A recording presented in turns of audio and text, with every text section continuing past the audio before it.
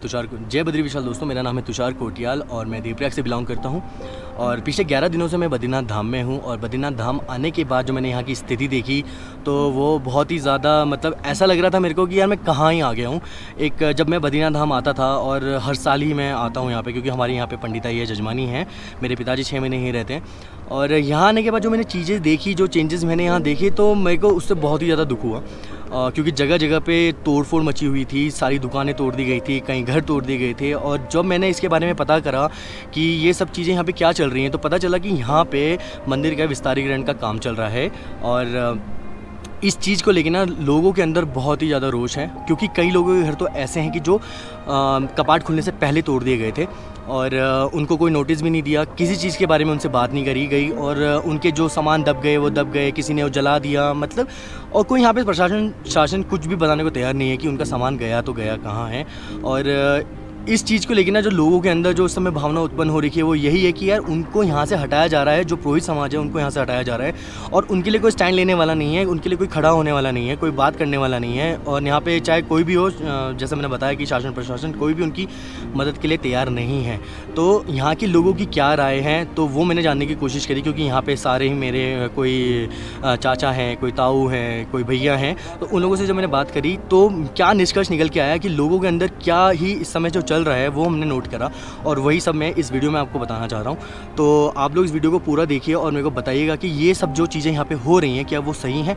अगर वो सही हैं तो भी हमें कमेंट करके बताइएगा और अगर नहीं है तो वो भी हमें करके बताइएगा। तो मतलब चीज़ें जो चल रही हैं वो क्या हैं, है ना। तो इस बारे में हम लोग बात करने वाले हैं।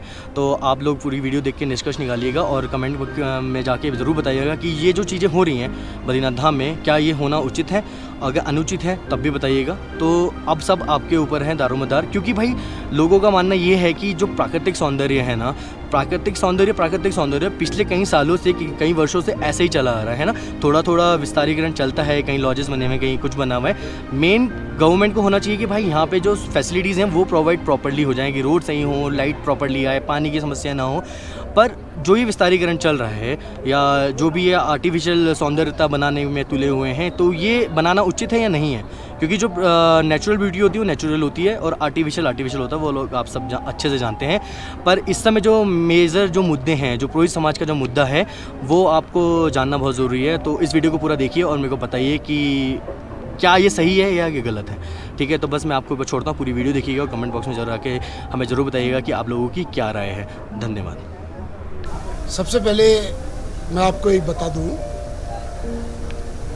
कि जो हमारा पुरोहित वर्ग है वो सदियों से मंदिर के चारों तरफ मंदिर की रक्षा हेतु और यात्रियों की सुविधा हेतु वहाँ पे बसता था।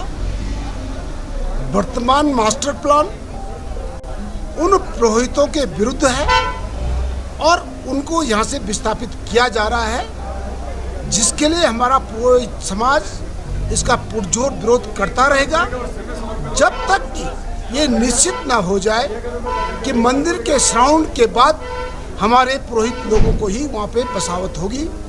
पुरोहित वर्ग में बहुत दहशत का माहौल है, इसलिए मेरा निवेदन है कि सरकार तुरंत इस काम को रोके और पहले पुरोहित के साथ बैठ करके ये सुनिश्चित करे कि कहाँ पे उनकी बसाकत होगी, कहाँ पे वो लोग रहेंगे।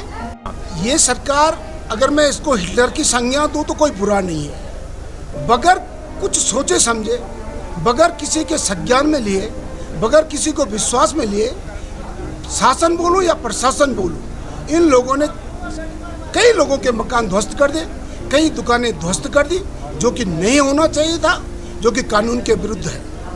भगवान बद्री विशाल जो है अपने में जो है एक छोटे से जो है उसमें स्वरूप में यहाँ रहते थे और वो जो है 2500 वर्ष का जो इतिहास है, मूर्ति का जो इतिहास है, आदि गुरु शंकराचार्य ने जो है उस मूर्ति को जो है नारद कुंड से निकाल के जो है इसकी स्थापना की और उस स्थापना के साथ साथ जो है हमारे तमाम देवप्रयागी समाज के जो लोग थे उनको जो एक जगह पर स्थापित किया और उनको जो है राष्ट्र का पुरोहित बनाया।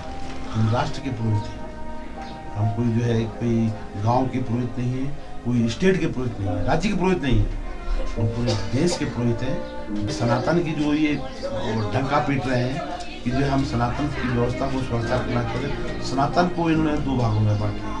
सनातन का अर्थ ये होता है कि जहाँ पे सन्यासी और पुरोहित, वहाँ का जो पुरोहित है वो एक साथ मिलकर रहते हैं, उस धरती को सनातनी भूमि कहा जाता है। लेकिन बड़ा दुख का बात यह है कि इन्होंने जो है इसको पर्यटन नगरी, इसको जो है पर्यटन नगरी घोषित करना चाह रहे हैं। अभी आप तमाम इनके जो है बड़े बड़े जो वो लगे हुए हैं, क्या बोलते हैं उसके, बैनर्स लगे हुए हैं, इनके जो बैनर लगे हुए हैं, उस बैनरों में भी जो है इन्होंने जो है पर्यटन का ही नाम रखा हुआ है। और यहाँ की जो भूमि, यहाँ के जो लोगों को जो है बेरोजगार और घर से उजाड़ना चाह रहे हैं, यहाँ के लोगों को पलायन जो है मजबूर हो गए हैं हम लोग, कि हम लोग जो है यहाँ से जो पलायन करने की सोच रहे हैं, वो जो है सबसे बड़ी गलती जो है सरकार की है, वर्तमान सरकार की है। ये सरकार जो है इन्होंने तरह तरह के जो है प्लान किए। देवस्थानम बोर्ड बनाया, उसमें भी इनकी एक बहुत बड़ी जो है बदमाशी थी कि देवस्थानम बोर्ड बना करके पूरा जो है इनकी निगाह जो है सरकार की निगाह जो है खजाने पे। समाज के किसी व्यक्ति को नहीं, मैं लगातार उसमें जो है 15 साल मेंबर रहा, लेकिन बड़ा दुख का विषय ये है कि आज मंदिर परिसर में जो है हम लोग को घूमने के लिए जो है हमको शक की निगाह से देखा जाता है। ये बड़ा दुर्भाग्य है। और ये जो है ये मैसेज जो आप मेरी जो ये बाइट ले रहे हैं, इसको तमाम पूरे देश में फैलाइए इसको, और पूरे देश में इसको जागृत करिए कि जो है इस तरह की जो कौन लोग हैं, ये लोग हैं, किन लोगों को ये जो है इस भूमि को, इस धरती को, जिस धरती को जो है हमने जो है विश्व की धरती बनाया था, ये देवभूमि है। कभी कभी जब अति पाप जब आगे बढ़ता है तो उसमें जो है परशुराम भी तैयार होता है। हो सकता है हमारे बीच में कोई ऐसा परशुराम तैयार हो जाए कि जो है इनके युद्ध करने के लिए जो है फिर तैयार हो जाए। अब ये नहीं है, ये मैं नहीं कर रहा हूँ, ये पूरे देश के लोग करेंगे। ये और क्या बोल सकता है? हम कुछ नहीं बोल सकते। अगर हम कुछ बोल रहे हैं कांग्रेस अगर कांग्रेस भाजपा ये देश है कि मैं बटू नहीं कांग्रेस पब्लिक की कोई बनू ही नहीं, जनता बननी अपूत है। अगर मैं इन बोल रहा हूँ, मैं जनता की तरफ से बनू, अगर सब तो मेरे गिचामा मोदी के खिलाफ कुछ निकलेगी तो सबको मैं ये बोलना कि भाई ये तो कांग्रेस है, ये भाजपा के खिलाफ है।